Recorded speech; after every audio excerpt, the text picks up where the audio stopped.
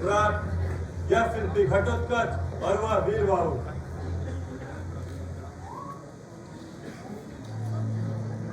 शिल्पी घटोत्कच और वीरबाहु, सिंघल के शिल्पी, किंतु समस्त देश के अभिमान, राज्य में सौंदर्य की प्रतिष्ठा करने वाले, स्तर में प्राण फूकने वाले, तुमसे ही तो राज्य की शोभा है। इसलिए तुम किसी भी दंड विधान से दंडित नहीं किए जा सकते। इन्हें बंधन मुक्त किया जाए।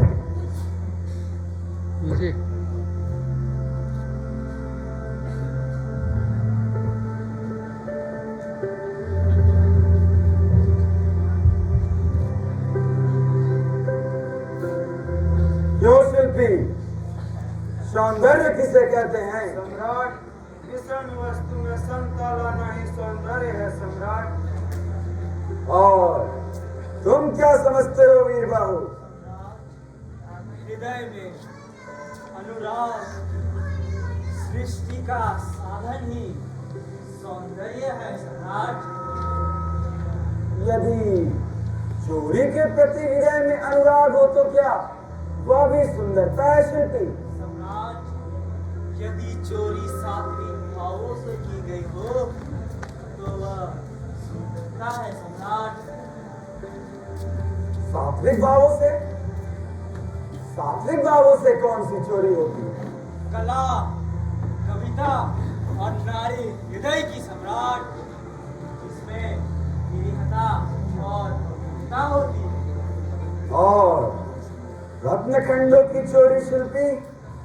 रत्नखंडों की चोरी, वह तो एक तृष्णा है सम्राट, जिसका रूप दुख और फल पाप है सम्राट, पाप। क्या तुम्हें ज्ञात है कि सिंघल से भेजे गए 2 हीराखंड चोरी चले गए? सम्राट, मुझे इसकी सूचना आज ही प्रातः काल महाबलाध्यक्ष से प्राप्त हुई सम्राट, और यही वह कारण है कि आज प्रातः काल से ही हम शिल्पियों की स्वतंत्रता हमसे छीन ली गई है।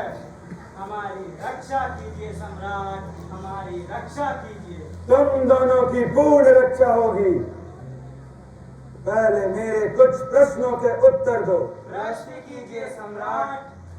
क्या तुम्हें 2 सहस्त्र स्वर्ण मुद्राएं प्राप्त हो गए? जी सम्राट। और घटोत्कच, तुम भी पुरस्कृत हो चुके हो? जी सम्राट। तुम दोनों कार्य समाप्ति के पूर्व ही पुरस्कृत क्यों हुए? शायद धवल कीर्ति की प्रसन्नता ही इसका कारण है सम्राट। क्या हमारी कार्य कुशलता सम्राट? क्या इस बात की संभावना है कि वे 2 हीराखंड उन 2 सहस्त्र स्वर्ण मुद्राओं के साथ ही चले गए हो? नहीं सम्राट, यदि उन 2 सहस्त्र स्वर्ण मुद्राओं में वे रत्नखंड मिलते तो मैं इसकी सूचना मणिभद्र को अवश्य देता सम्राट, अवश्य देता। और तुम्हारा क्या कथन है वीरबाहु? सम्राट, यदि उन 2 सहस्त्र स्वर्ण मुद्राओं में यदि एक मुद्रा भी अधिक होती तो मैंने उसे मणिभद्र को वापस लौटा दिया होता सम्राट, वापस लौटा दिया होता। इस बात का प्रमाण? सम्राट, निर्मल हृदय का प्रमाण तो केवल निर्मल हृदय ही पा सकता है सम्राट। क्यों शिल्पी, क्या तुम्हें मेरे हृदय की निर्मलता पर विश्वास नहीं? नहीं सम्राट, हमें पूर्ण विश्वास है, इसलिए तो आपसे निवेदन करना चाहते हैं। और दूसरी बात यह है कि आज तक मैंने भगवान बुद्ध की अनेक प्रतिमाओं का निर्माण किया है। उनके प्रतिमाओं का निर्माण करते करते और उनके जीवन के चित्रों को अंकित करते करते मेरे हृदय में मेरी कला में स्वयं तथागत की प्रतिमा का निर्माण हो गया है। उनके आदर्श मेरी हर श्वास में निवास करते हैं। उनके आर्य सत्य मेरी यति और मेरी गति में संचरित हो गए हैं। ऐसे में उन रत्न खंडों की प्रभाव मेरे हृदय को कलंकित नहीं कर सकती सम्राट, नहीं कर सकती। और तुम वीर बाहु, सम्राट, जो दो हीरक खंड भगवान बुद्ध देव के चरणों पर स्थान पाने के लिए भेजे गए थे, वे दो हीरक खंड निर्जीव थे और हमारा हृदय सजीव। और सम्राट, निर्जीवों में इतना सामर्थ्य कहाँ कि हम सजीवों की प्रकृति में बाधा डाल सके। परंतु सम्राट, यदि आवश्यकता पड़ी तो उन दो हीरक खंडों के स्थान पर हम शिल्पी अपना हृदय भी भगवान बुद्ध देव के चरणों पर विदलित करने के लिए तैयार है सम्राट। दोनों ही उच्च कोटि के कलाकार हैं। तो कच्छ बुद्ध देव के प्रतिमा का निर्माण हो गया? जी सम्राट, वो तो पिछले सप्ताह ही पूर्ण हो गया है। फिर रत्न खंडों को प्राप्त करने में इतना विलंब क्यों? सम्राट, मैंने रत्न खंडों की पाने की याचना धवल कीर्ति से की थी, किंतु उन्हें तो अवकाश ही नहीं था। धवल कीर्ति को अवकाश नहीं था? क्यों धवल कीर्ति? सम्राट, सम्राट, मैं तो पाटलिपुत्र का उपासक हूँ सम्राट। इसके सौंदर्य दर्शन की अभिलाषा वर्षों से मेरे मानस पटल में दबी हुई थी सम्राट। मैं यहाँ आकर इसे अधिक से अधिक देखने के अवसर प्राप्त करना चाहता था सम्राट। मैं अपने जीवन की अनुभूतियां आप ही के राज्य के उद्यानों तथा सरोवरों में प्राप्त करता था सम्राट, किंतु शिल्पियों की आवश्यकता का मुझे सदैव ध्यान था सम्राट। मैंने उन्हें कभी कोई असुविधा नहीं होने दी। किंतु गत संध्या जब मैंने आपकी सेवा में आने की चेष्टा की, तब मुझे ज्ञात हुआ कि पाटलिपुत्र में आकर आपको नृत्य कला में विशेष अभिरुचि है। आप नृत्य कला के भाव भंगिमाओं के चित्र संग्रह में इतने व्यस्त हैं कि आपको मेरी प्रार्थनाओं को सुनने का अवकाश ही नहीं था। मेरी रुचियों की समालोचना करने का तुम्हें कोई अधिकार नहीं। शांत हो कीर्ति।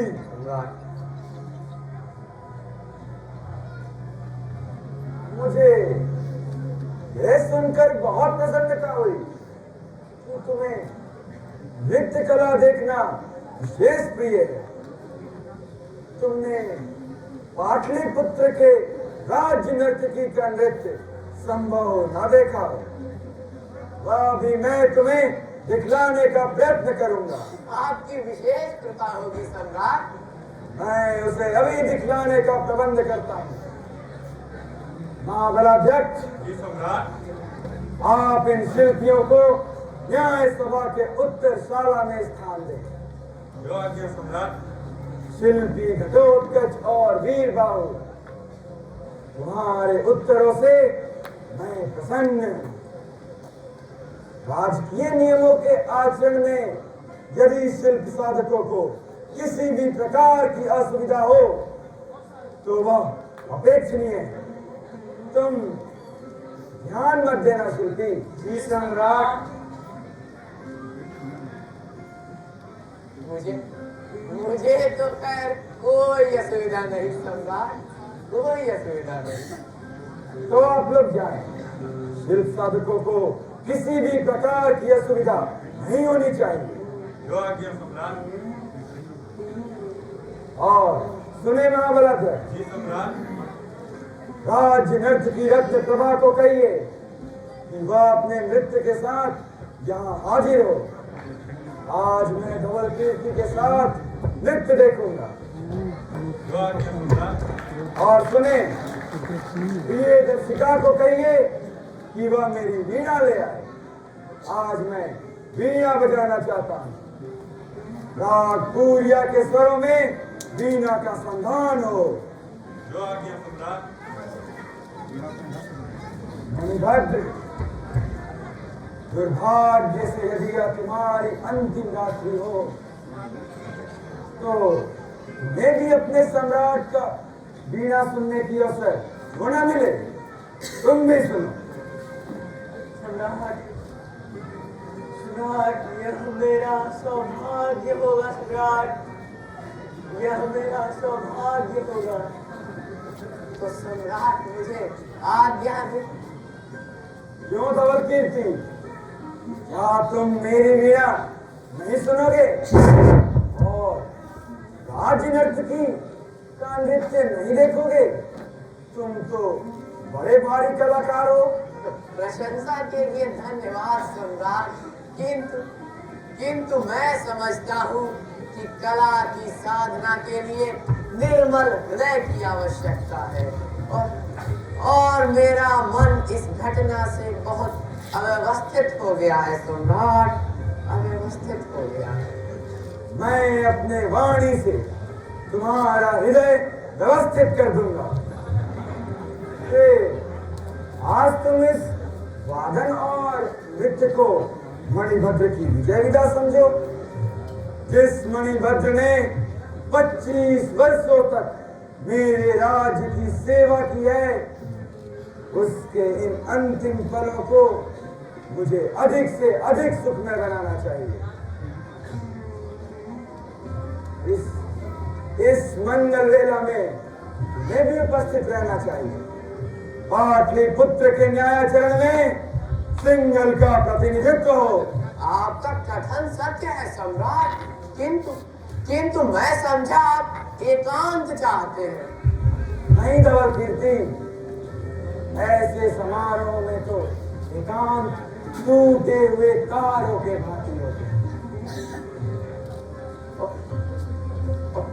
और सम्राट, आपकी वीणा में तो वह स्वर है जो टूटे हुए हृदयों को भी जोड़ देता है। आप संगीत कला में नारद और तुमरो को भी लज्जित करते हैं। आपकी संगीत प्रियता इसी बात से स्पष्ट है कि आपने अपनी मुद्राओं में वीणा बजाती हुई राजमूर्ति अंकित की है सम्राट। और मैंने सुना है आपने अपने अश्वमेध यज्ञ की समाप्ति के पश्चात 2 मास तक संगीतोत्सव किया था। यह तो सरस्वती की साधना की सबसे सरल युक्ति है। और संगीत ईश्वरीय विभूति की वह किरण है जो मनुष्य को देवता बना देती है और हृदय का समस्त कालुष्य वीणा के एक ही झंकार से दूर हो जाता है।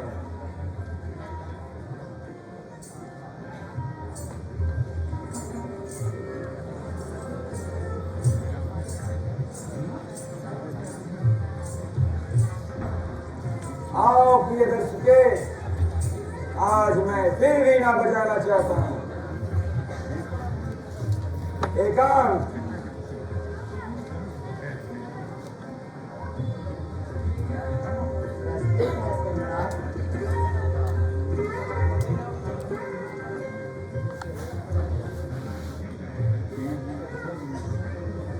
राग पुरिया के स्वरों में वीणा का संधान है। आज्ञा प्राप्त हुई और राज्य नर्तकी का श्रृंगार पूर्ण हो गया। वे तैयार हैं और आपकी सेवा में उपस्थित होने की आज्ञा चाहती है। उन्हें यहाँ नृत्य के साथ आने दो, संगीत के स्वरों में।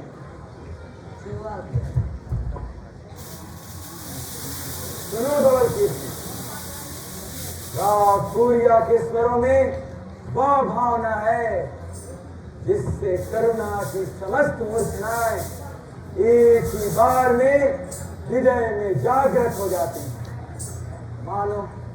मानो सारा संसार तरल होकर किसी के आंखों से आंसू बनकर निकलना चाहते हैं। तारिकाएं पतली किरणों में प्रार्थना करने लगती हैं। कलिकाएं सुगंधी की वेदना से पुष्प बन जाते हैं और बिंदु में डूबकर पृथ्वी के चरणों में आत्मसमर्पण करने लगते हैं। अच्छा, तो सुनो बार आगे।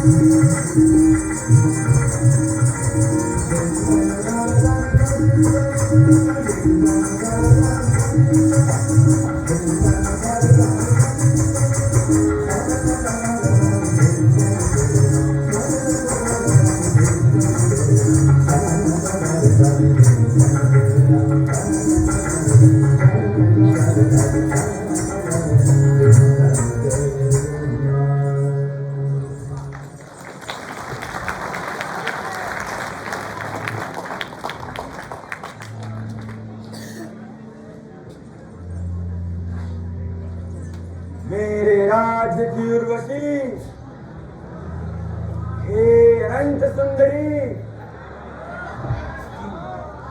तुम बहुत सुंदर नृत्य करती हो।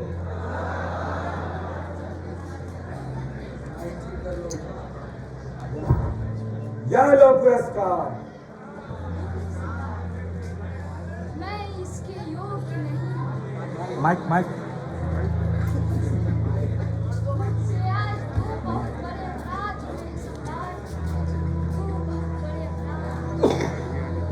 तुमसे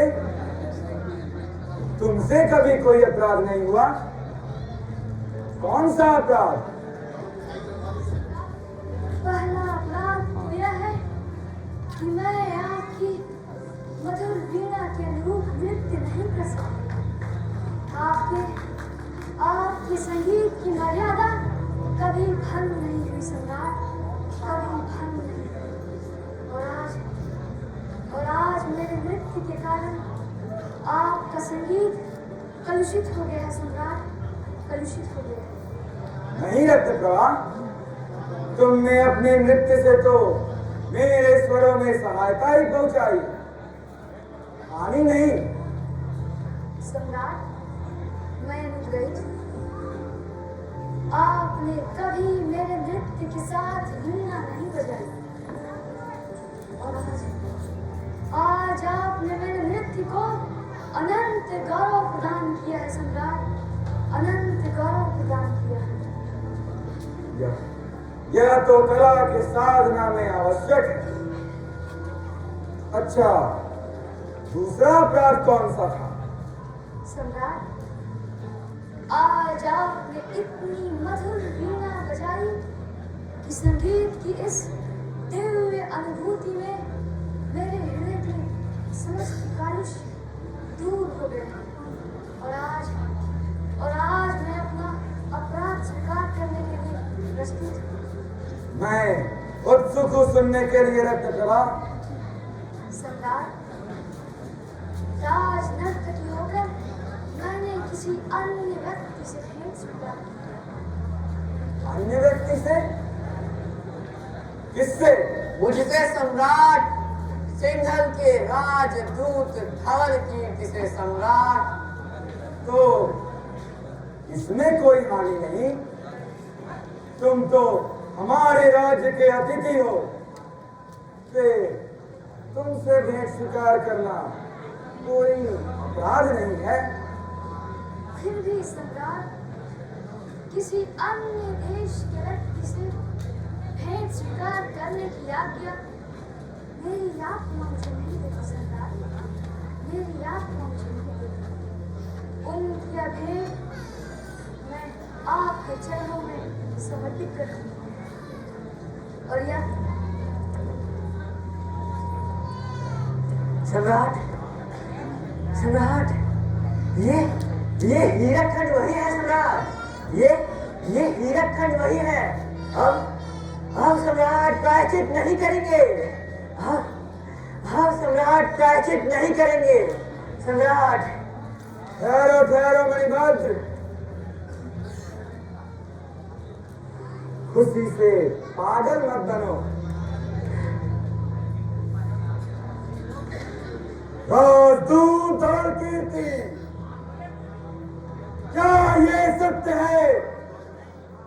क्या तुम इसी आश्रम से राजदूतत्व का निर्वाह करते हो?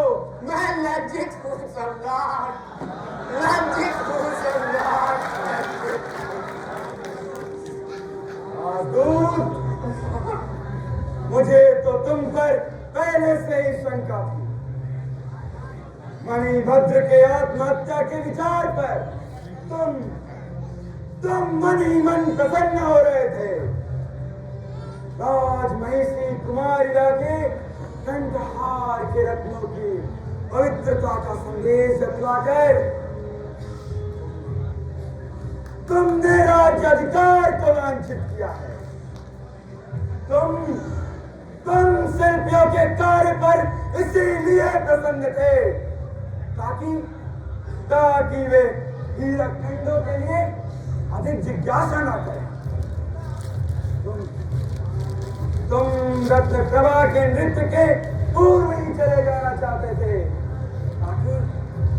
ताकि तुम रत्नप्रभा के समक्ष दोषी न ठहराए जा सको। और फिर मैंने इसीलिए आज वीणा बजाई ताकि संगीत के वातावरण में अपराधी विवल हो जाए और अपना रहस्य खोल दे। नहीं तो मर्यादा के ऐसे संकट में संगीत